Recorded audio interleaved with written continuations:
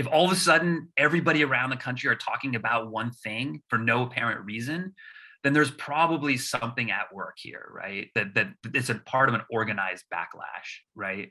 And I think that you see this at the kind of like the mobbing of school board meetings. I think is a perfect example. It appears like all of a sudden there's these parents that are coming out to school board meetings to talk about the evils of critical race theory, right? But if you look at the main groups that are behind those school board meetings, right? One of them is Parents Defending Education, right? Parents Defending Education is run by Nicole Neely, and Nicole Neely, prior to that, was the lead of this organization called Speech First.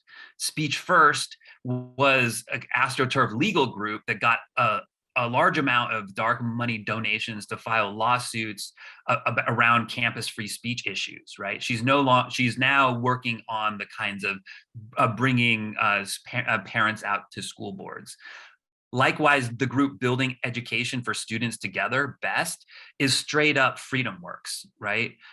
If you sign up for their webinars, it'll tell you that is being put on by Freedom Works. And Freedom Works is one of these large like astro-turf groups run by Koch brothers, and Koch donor network is funded by these kind of plutocratic libertarians that are, and so you have what looks like this spontaneous uprising, right?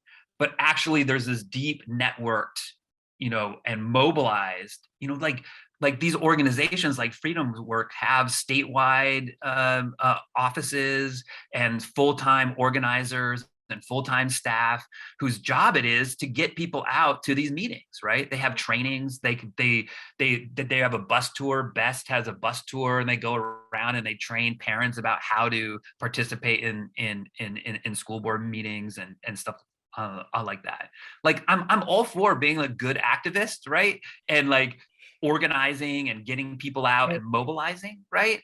But I think it's really important to draw that distinction between, if there's a group of parents in a school board in a district that are really concerned about an issue and are doing the work to like push on that issue, that's entirely different from a kind of a manufactured group that is basically providing students or providing parents with like a pre-packaged argument, a pre-packaged strategy, marching orders, right? And then is taking those stories and putting them straight to Fox News and other media, right? Because Right. like stuff happens in school board meetings all the time. Very rarely does it become national news.